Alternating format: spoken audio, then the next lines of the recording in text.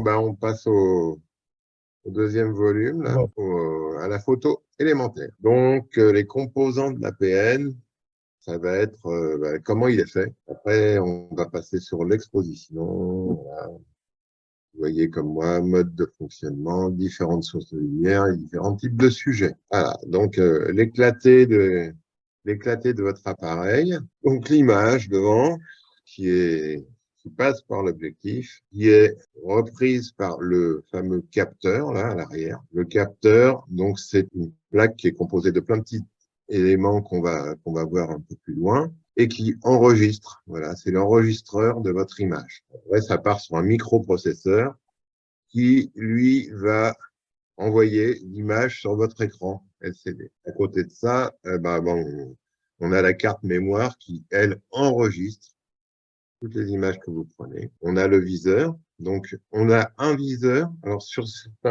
les appareils, sur les compacts, on a un viseur directement avec des lentilles. On voit devant. Avec le caisson, ça pose des problèmes, en général. Donc, on vise avec le capteur, avec l'écran LCD à l'arrière. Parce qu'après, sur les appareils un peu plus perfectionnés, on a un viseur électronique. C'est-à-dire qu'on a deux écrans. On a un écran dans le viseur et on a un écran LCD à l'arrière. Donc, on peut viser quel que soit le caisson, quel que soit l'objectif, parce que si vous équipez votre appareil, par exemple, d'un dôme, pour faire grand angle, eh ben, le viseur, vous ne verrez plus rien. Il sera caché, comme le flash sera caché par le dôme. On verra un peu plus loin dans d'autres cours, mais c'est le principe. Autre principe, hein, le sujet, l'image, qui passe à travers l'objectif. Le diaphragme, qui est une fenêtre pour doser la lumière qui va passer vers le capteur. Ensuite, on a l'obturateur, c'est-à-dire que là, on règle le diaphragme qui part de 8, et qui multiplie 4, 5, 6, etc., 8, 11 et plus. Ici, alors lui, il fait le dosage. Après, l'obturateur, c'est des lamelles qui s'ouvrent et qui se ferment, métalliques, électroniques, qui va ouvrir pendant une durée donnée. Et là, c'est votre vitesse d'obturation. Donc, vous allez prendre, nous, on prend en général des photos, les vitesses les plus lentes, ça peut être ou un 40e ou un 60e. Et attention, ça peut bouger quand on fait les photos. Après, on monte un petit peu plus. Et sur des poissons en mouvement, des scènes en mouvement, on peut monter beaucoup plus, hein, jusqu'au 200e, voire plus. Et ensuite, donc, cette image qui est passée au travers de tous ces éléments va être enregistrée sur le capteur qui enverra l'information vers la carte mémoire et vers votre écran LCD. Donc, votre image, elle apparaîtra sur votre écran. On peut régler le temps d'exposition, le temps d'affichage quand vous prenez une photo. C'est réglable sur la plupart des appareils. On peut la voir pendant 2 secondes, pendant 3 secondes, pendant 4 secondes. Ça, vous le réglez sur votre appareil. Moi, c'est 3 secondes à peu près. On voit si la photo est cadrée, pas cadrée. On recommence, on en prend d'autres. Et on se rend compte aussi ça sera important pour la suite, du cadrage. On va voir si on maintient un cadrage horizontal ou vertical, on le verra un peu plus loin, et si on est bien cadré. Alors, le système optique est composé, donc c'est un ensemble de lentilles, là, ce qu'on a vu un peu plus haut, là, l'objectif. Et donc, plus on va avoir un grand angle, plus forcément le champ sera large, on prendra sur une grande largeur. Et après, on passe sur un objectif, par exemple, on a des objectifs macro qui sont, eux, avec une focale un peu plus longue. Donc, le champ va être plus étroit. On voit bien là sur le schéma, hein, la focale, donc un objectif de 105 mm, va avoir un champ beaucoup plus resserré, beaucoup plus étroit qu'une focale à 28, donc en grand angle. 28, c'est à peu près ce que vous avez sur tous vos compacts, hein. C'est le grand angle du compact. Donc, c'est la focale que vous allez utiliser le plus. Donc, ça, c'est en millimètres. Ensuite, alors la partie diaphragme, donc cet ensemble de lamelles qui va ouvrir plus ou moins, qui va s'ouvrir plus ou moins pour laisser rentrer plus ou moins de lumière. Donc là, on part sur une focale 1,4, beaucoup de lumière jusqu'au bout. Alors bon, tous les appareils ne font pas ça, hein. Il y en a qui s'arrêtent à 8, à 11, à 16, à 22, à 32, certains.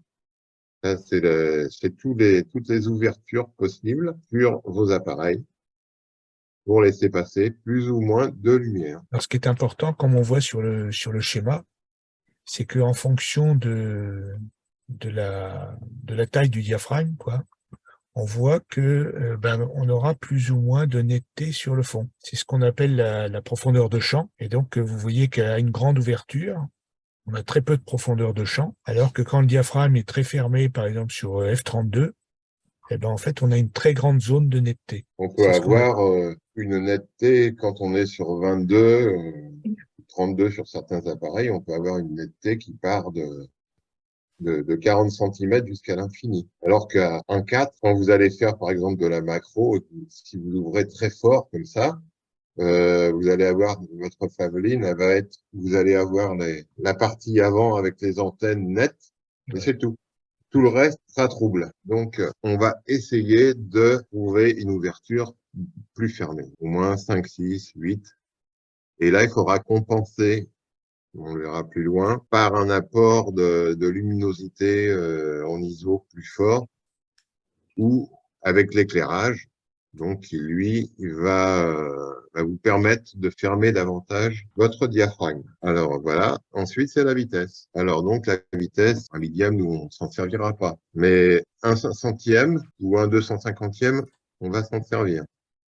Le 500e, si vous prenez un marlin voilé ou un espadon qui passe à toute pompe autour de vous, ça va Ce être au qu'on vous souhaite, hein. 500e. C'est ce qu'on vous souhaite.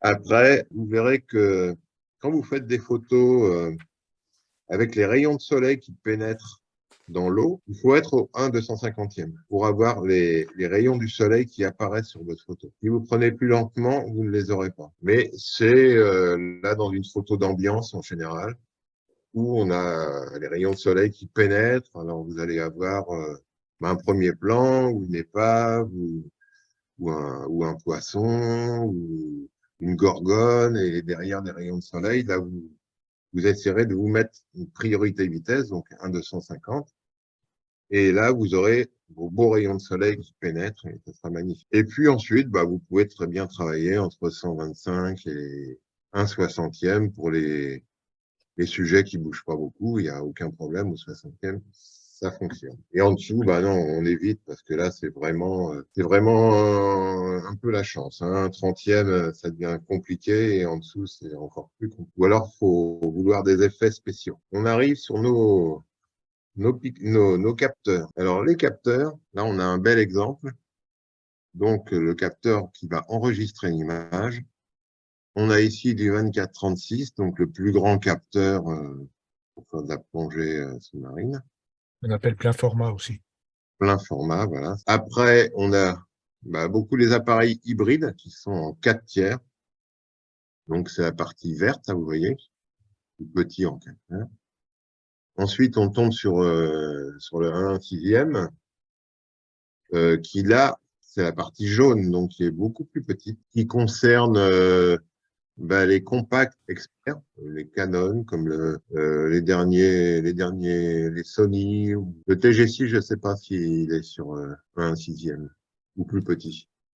Mais après, ça descend, donc encore plus petit. Donc, tous ces capteurs ont une capacité de plusieurs millions de pixels. Donc, vous l'avez dans la doc, hein. On peut très bien avoir un 4 tiers avec 12 millions de pixels ou 16 millions de pixels et un appareil compact en 1/2,5 qui aura la même quantité de pixels. Mais forcément, les pixels, ils sont formés. Dans chaque pixel, vous avez qu'on appelle des phototypes. C'est les parties qui enregistrent la couleur.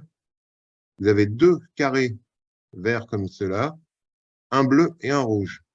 Et eux peuvent créer l'infinité des couleurs. Donc, un pixel, c'est ça. ces 4 phototypes. Quand vous avez forcément 12 millions de pixels sur ce carré rouge, ils seront beaucoup plus réduits que sur le carré marron, par exemple, où il y aura aussi 12 millions de pixels. Et la qualité, la définition sera forcément moins bonne sur un petit capteur que sur un capteur qui fait 8 fois sa taille, quoi, hein. C'est complètement logique. Vous aurez quand même une très bonne qualité avec 12 millions ou 16 millions de pixels sur un petit capteur, mais logiquement, ça sera un peu inférieur à un capteur à 1 ou 2 tiers ou un 4 tiers. On continue. La sensibilité. Après, on fera les questions, parce que si ça coupe là, on Ouais. prendra les questions en suivant. Donc, la sensibilité, c'est les ISO, anciennement les ASA sur les appareils argentiques. Donc, maintenant, on travaille suivant la luminosité dans l'eau, suivant l'éclairage. On va travailler entre 100 et maintenant, avec les appareils qui ont une excellente qualité et définition, on peut monter jusqu'à 1600, voire 3002 pour prendre de la photo. Le problème, c'est que on va avoir du bruit. Le bruit, c'est ce qu'on appelait avant le grain. C'est-à-dire que votre photo, quand vous allez l'agrandir, sur du 100 ISO, il y aura toujours un grain qui sera fin, on aura une très belle qualité, même si on fait un grand agrandissement. Si on est sur du 1600, forcément, quand on va agrandir, la qualité sera moins bonne. On aura du grain, on aura moins de précision dans la photo. Voilà. Par contre, on aura beaucoup plus de lumière et on pourra prendre dans des parties sombres avec un degré élevé d'ISO. Dans une grotte ou voire sans flash, quand on va être sur une épave où ça va être assez sombre et où on va avoir des particules. Si on ne veut pas se servir du flash, et ben là, on va monter à 1600, à 3200 pour avoir une bonne luminosité au niveau de la photo, mais on aura une définition qui sera un peu moins bonne. Donc, à vous de voir, à vous de choisir, et avec l'expérience, eh ben, vous choisirez votre sensibilité suivant la situation. Alors, ensuite, on est sur la carte mémoire. Donc, les cartes mémoire, elles ont différentes capacités, hein. Donc, différentes capacités, différentes vitesses de lecture, d'enregistrement, qui sont définies sur l'étiquette. Donc, quand vous choisissez une carte mémoire, il faut regarder un petit peu ses performances, il faut vous renseigner. Pour la photo, on n'a pas besoin d'avoir des cartes mémoire énormes, hein, avec des cartes de 16. La carte mémoire, enfin, les données minimum sont toujours données dans la doc. Oui. Donc, dans la doc, ils disent systématiquement quelle est la classe minimum de carte mémoire qu'il faut. Alors, c'est pas la peine d'aller chercher une carte mémoire qui a une classe très très haute et tout ça, et qui coûte très cher, alors que l'appareil accepte facilement une carte moindre. Tout à fait. Vous pouvez avoir des cartes à 8. Déjà, vous faites pas mal de photos, surtout que vous allez les décharger forcément sur votre ordinateur le soir ou sur votre carte mémoire externe. Vous allez donc, c'est pas un souci. Par contre, pour la vidéo, là, il faut beaucoup plus de mémoire. Ceux qui veulent faire de la photo et un peu de vidéo, il faudra avoir des cartes mémoire avec plus de mémoire. Enfin, pas des toutes petites. Alors ensuite, l'exposition. Alors, pour que la photo soit réussie, soit bien éclairée, on va travailler donc sur l'ouverture. On a vu tout à l'heure. Donc 2, 2, 8, 4, etc. On va travailler avec notre vitesse et ces 3 modules, les ISO également, hein, ces trois données vont fonctionner vraiment ensemble. Si on change un réglage, forcément, il faudra changer également une autre donnée, par exemple la vitesse. Si vous mettez, par exemple, on va dire sur 4 en ouverture de focale et que vous soyez sur un 125e, votre photo est un peu sombre, vous allez ralentir. Vous allez vous mettre au 60e. il y aura plus de lumière qui va rentrer puisque les rideaux vont s'ouvrir plus lentement. Donc ça, ce sont des réglages qui sont à faire quand vous serez sur du mode semi-automatique ou manuel. Quand vous êtes en automatique, l'appareil, lui, va tout calculer. Et vous allez retrouver ces réglages sur votre photo quand vous irez sur le menu lecture. Et là, vous aurez toutes vos données qui vont apparaître. Ça va vous servir par la suite, donc, pour affiner vos réglages. Mais ces trois paramètres, ils fonctionnent ensemble. On verra plus loin. Je pense que Pascal, il va nous envoyer des échelles avec les différents réglages. Je ne sais pas si tu en as là. Non, je ne pas sur celui-là. Mais ça sera Pas peut-être dans sur les autres. celui-là. Ouais. Mais bon, on y reviendra hein, parce que là, ça demande du temps là pour comprendre ça. Bon, quand vous allez travailler au 500e, comme je vous disais tout à l'heure, pour des poissons qui passent à toute vitesse, ben, vous ouvrirez davantage votre focale. Vous serez peut-être à 2,8, voire à 2. Ou vous augmenterez vos ISO pour compenser le manque de lumière. Ben, on compense d'un côté, on rajoute de l'autre pour toujours être sur une bonne exposition. Mais forcément, on travaille sur ces trois données, ouverture, vitesse, ISO. Ça, c'est assez immuable pour la prise de vue. Donc, les modes, c'est ce que on a vu tout à l'heure. Donc, le mode automatique pour démarrer vraiment la photo, vous pouvez vous en servir. Quand il y a une bonne lumière, c'est bien. Vous allez en Égypte, il y a 10 mètres d'eau ou 15 mètres d'eau. Vous allez même en Méditerranée, avec peu de profondeur, vous pourrez travailler en mode automatique, sans flash, et avoir des résultats corrects. Après, bah, suivant ce que vous voulez faire, vous pourrez travailler avec les modes semi-automatiques. Exemple, vous allez faire des petites bestioles. Donc, vous mettez sur AV. Et là, donc, sur une photo rapprochée, Claveline ou autre, ou limace, bah, vous voulez une profondeur de champ correcte. Donc, vous allez régler votre ouverture focale sur 8 pour avoir la profondeur de champ. Là, l'appareil photo, lui, votre logiciel dans votre appareil, il va calculer, il va vous rajouter, il va vous ralentir la vitesse, il va vous rajouter des ISO automatiquement. C'est lui qui fait le travail. Autre situation, comme je le disais tout à l'heure, des poissons qui bougent, un banc de poissons qui passe, ben, il faudra qu'il y ait un peu de vitesse. Donc, vous allez vous mettre sur TV, vous allez régler sur 250, 250e de seconde.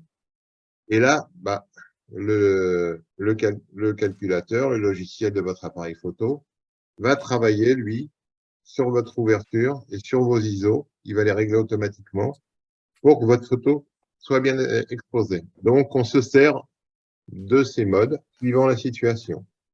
Et après, quand vous serez habitué et que vous voudrez progresser, vous pourrez passer au mode manuel. Le mode manuel, il faut tout régler. On a les modes scène aussi. Là, on peut y revenir un petit peu parce que vous avez des modes poissons. Donc, les modes poissons, ça remonte les rouges qui disparaissent. Quand on plonge à partir de 5 mètres, on n'a plus de rouge. À partir de 8 mètres, on n'a plus d'orange. Après, c'est le jaune qui disparaît, un peu plus profond. Le Donc, rouge, c'est à partir de 5 mètres? ouais. Ouais. À partir de 5 mètres, Ah, on n'a plus grand-chose. Ouais. Ouais. oh, vache. Donc, du Ah coup, ouais, le mode poisson, après 5 mètres, ça ne sert plus à rien. voilà. D'accord. Ouais. C'est bon à Donc, savoir. alors, Ça marche le qu'en mode, snorkeling, quoi, en gros, quoi, grosso Ouais. modo. Ouais. Ouais. ouais. Et encore, il faut pas être trop près de la surface parce que là, vos photos seront rouges. C'est Ah un ouais. filtre, hein. Le mode poisson, c'est un filtre rouge, en fait. Mhm. Ça rajoute du rouge. Moi, ça m'est arrivé, par exemple, de prendre en mode poisson, je prenais des baleines et j'étais en snorkeling et bah, la moitié de toutes mes photos qui étaient en contre-plongée vers la surface étaient rouges. Donc, c'est Ah un ouais. peu de, Après, tu peux pas le revoir avec Lightroom ou Photoshop, non, ça? si, après, on peut retravailler, mais c'est pas évident. Ouais. Mais si, Et mais vaut mieux si on peut éviter. éviter. Ouais, ouais, Vaut c'est mieux, sûr. Ouais. vaut mieux éviter. Ouais. Parce qu'il y a vraiment une zone assez faible dans laquelle ça va être efficace. Ouais. D'accord. Donc, souvent, bah, comme on a beaucoup de choses à penser quand on est sous l'eau avec l'appareil, eh ben, tu Mhm. poisson. Parce que là, il faut que tu rentres dans le menu pour sortir du mode poisson. Ouais, Ça veut d'accord. dire aller dans le menu, toucher les boutons, aller dans le mode scène, changer ton mode scène. C'est compliqué. Et la plupart du temps, bah, on fait pas gaffe, on est pris dans l'action. Et là, bah, tu vas faire des photos qui seront moins intéressantes parce que tu seras resté en mode poisson. D'accord. Ouais, donc du coup, ça sert quasiment à rien, quoi, le mode poisson. Ouais, Pas grand-chose. C'est une boîte à sardines? c'est une option. Et il y a des appareils où il y a plusieurs modes poisson. C'est-à-dire que tu as Oui. plus ou moins de rouge. Donc, mais après, faut faire sa tambouille, là, hein. Mhm. Faut faire des essais. Donc, faut que tu prennes une plongée, tu dédies ta plongée pour faire du mode poisson, plus ou moins fort. Et voilà. Alors là, bah voilà, là, on est sur de la lumière naturelle, sans flash. On peut faire Mhm. des belles images, hein, à nouveau, voilà. Ouais, c'est pour montrer en fait les différentes sources de lumière. C'est-à-dire que là, Voilà. Ouais. on est Là, on est éclairé en lumière par le naturelle. soleil. Là, Et on là, est avec éclairé et par le soleil pour le fond Mhm. et par un flash ou une lampe de plongée sur le premier plan. Et les alors lampes de la lampe, plongée, au niveau de la puissance, qu'est-ce qui est recommandé? Ben, une on n'a lampe. pas, je sais pas, moi, j'ai pas trop de données là-dessus. Ouais. Après, si tu veux, bon, tu vas fonctionner, c'est pareil, tu vas pas t'amuser. Enfin, c'est difficile de changer la puissance de la lampe de plongée sous l'eau. Bon, Mhm. admettons que tu le fasses. Il y a un système qui fonctionne bien avec les flashs, et ça doit fonctionner avec la lampe de plongée, c'est d'éloigner la lampe du sujet, Ouais, Ouais. plus ou moins. Ouais. plus ou moins. C'est-à-dire que si tu vas faire une photo, merde, c'est surexposé. Là, Mhm. tu vas reculer ton bras carrément de 20 ou 30 centimètres, où tu vas t'écarter de 20 ou 30 centimètres pour Mhm. éclairer ton sujet, et tu refais une photo. Tu vois ce que ça donne. Ouais, d'accord. Que nous, avec les flashs, qui sont sur des bras, au lieu de changer le réglage du flash, eh ben, on les rapproche ou on les recule. Ouais, c'est vrai. Ouais. Et dans l'eau, tu déplaces ton flash de 20 centimètres, ça va, Mhm. ça va vraiment changer l'éclairage, hein. D'accord. Parce que l'eau étant, faut bien s'imaginer qu'un flash, il va porter, même les gros flashs de plongée, la portée, c'est 3 mètres maximum, hein. Mhm. Ça éclaire bien jusqu'à 1,50 m, 2 mètres. Après, c'est un peu aléatoire, hein. Ouais. Donc, l'eau, Ah, elle bouffe énormément la lumière. ouais. Alors, Donc, par contre, après, ouais, il y a une incidence avec la lampe de plongée, c'est que par rapport à un flash, ça te donne un instantané, parce que grosso modo, c'est de l'ordre de un 5 millième à un 10 millième de seconde, un éclair de Mhm. flash. Par contre, si tu utilises ta lampe de plongée et que tu as oublié de régler ta vitesse suffisamment rapidement, ou que tu as laissé ta vitesse sur une vitesse lente, eh ben avec ta lampe de plongée, tu risques beaucoup plus le flou de bouger parce que t'auras pas pensé à changer ta vitesse. Alors Ouais. qu'avec un flash qui n'éclaire qu'instantanément, même si on est à régler à un trentième de seconde, par exemple, eh ben Ouais. on aura une image nette. D'accord. Sauf si t'es en mode automatique ou semi-automatique, Ouais, t'as plus ce problème-là. Du coup, ça, c'est vrai en manuel, ce que tu dis là. oui, oui, Ouais, ouais. essentiellement. Ouais. tu auras intérêt avec ta lampe, si tu as une lampe de plongée, à rester plutôt en priorité vitesse, Ouais. semi-automatique. Tu vas te mettre, comme ça, tu auras moins de problèmes de bouger, tu vois. Ouais, c'est ça, ouais. Ah ouais, d'accord. C'est pas évident.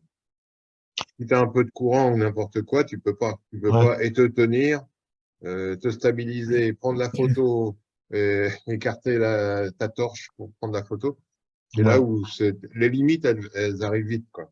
Ouais, ouais, ouais. Non, mais c'est sûr que le gros problème, je pense, c'est la stabilisation. Enfin, pour un plongeur débutant comme Ah moi, ouais. et, ou alors tu as un instructeur, enfin le mec avec qui tu fais avec ton binôme en fait, c'est lui qui tient la lampe à la limite.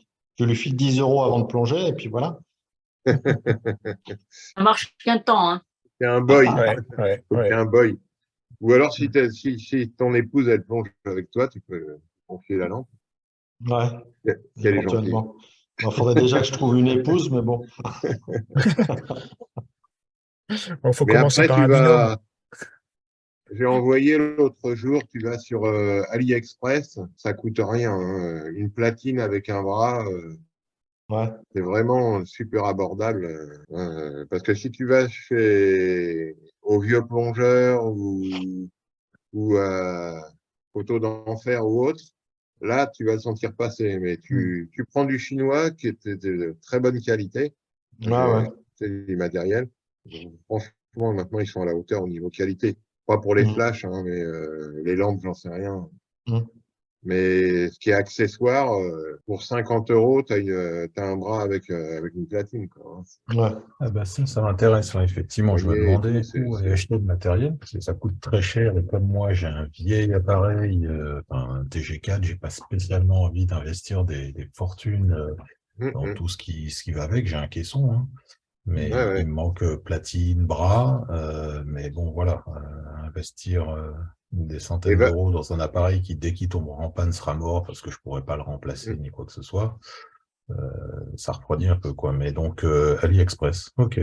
ah ouais, AliExpress, tu vas voir, là, ils font des promos, des machins. Tu as la platine avec 2 poignées, avec au bout des poignées, les boules pour pouvoir mettre des bras. Et ils vendent même des bras. Je suis sûr qu'avec Comme, maximum 100 euros, tu as un ensemble ouais, complet. ouais. On aura besoin pour le suivi du cursus que vous nous envoyiez parce que là on n'a que vos pseudos là sur l'écran, mais ça serait bien que vous nous envoyiez vos adresses mail pour qu'on sache qui a participé. Et en retour, on vous donnera les adresses web de certains sites où vous pourrez Mhm. trouver du matériel tout à fait abordable. Avec vos coordonnées, vos niveaux de plongée, ça serait pas mal aussi. Ouais. Et puis votre expérience au niveau photo, Et matériel. hein, votre matériel de photo, votre expérience, débutant, bon. Bah, arrête-moi si je me trompe, mais il me semble que avant que les cours commencent, enfin moi en tout cas, je ne sais pas les autres personnes, mais tu m'avais demandé ou vous m'aviez demandé justement toutes ces infos. Je crois que je vous les ai filées, Ouais, mais tout le mais monde ne l'a pas, tout le monde ne l'a pas fait. d'accord.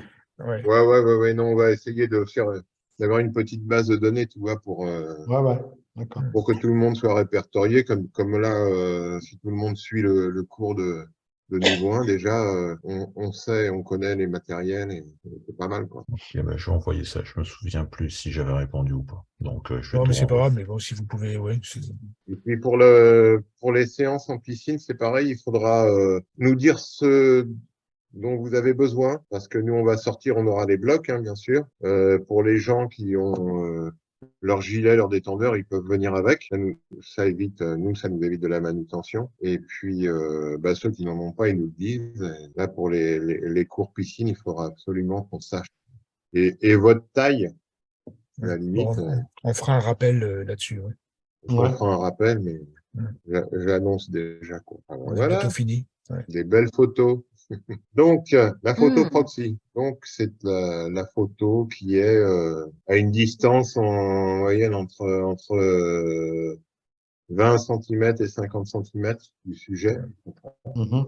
La photo macro, là, on est en macro, parce que là, en proxy, en général, c'est l'approche de l'appareil sans le mettre en mode macro, justement, ou pour les appareils qui sont automatiques. Et puis la macro, on est vraiment beaucoup plus près. Le sujet dépasse la taille du capteur. C'est ça, Pascal? Ouais, c'est ça. Ouais. Enfin bon, c'est de la technique et Ouais. Enfin, c'est de la la photo très pro- près, quoi. voilà, Ouais. c'est très près. Ouais. Ouais. À contrario de la photo d'ambiance qu'on vous a montré précédemment, quoi. Mhm. Où là, on a plusieurs plans, en fait. On a plusieurs plans et on a un fond. Alors que là, vous voyez que, en fait, on a plus le fond, ou très peu de fond, On n'a qu'un et on est sujet. beaucoup plus près du sujet. Voilà. Et après, là, pour les prochaines fois, on passera au cadrage, etc. Et là, on a déjà Voilà, je pas pense mal que, avancé. ouais, on a déjà fait plusieurs modules, là. Donc, Faut pas en faire trop parce qu'après, non, après, on va on se retient lasser. plus. Mhm. Donc, Alors, les juste, questions. je répète, envoyez-nous ou envoyez-moi vos, vos noms, prénoms, enfin, matériel et puis niveau, enfin, etc., qu'on puisse faire un petit dossier pour tous ceux qui préparent le niveau 1. D'accord. Voilà. Ok. Les questions. Bonsoir, j'ai une petite question. Au niveau des Oui. supports de cours que vous avez montrés ce soir, vous avez un PDF, quelque chose? Ah, on peut envoyer les PDF, ouais, mais justement, on va envoyer les PDF à ceux qui nous envoient leurs adresses, hein. Oui, bah, bien sûr. Non, mais Bien joué. j'imagine Ouais. bien, il n'y a pas de souci. Mais c'est comme ça Non, parce non. que c'est vraiment très, très bien. J'ai beaucoup apprécié votre cours. Ouais. Non, non, Merci. tous les PDF sont prêts. Bah, vous aviez un speaker. Voilà. Oui, j'ai appris que votre réunion, j'ai appris 10 minutes avant son début. On m'a envoyé un petit lien, il y a 10 minutes juste avant. Ouais. J'aurais dû Ok. faire ça plus tôt. Merci Arlette. Excuse-moi. Non, mais c'est très gentil. C'est Laurent qui me l'a envoyé. Ouais, je lui ai demandé qu'il envoie à ceux qui étaient intéressés. Voilà, donc je suis très heureux de faire partie de votre groupe. Ah bah super, merci.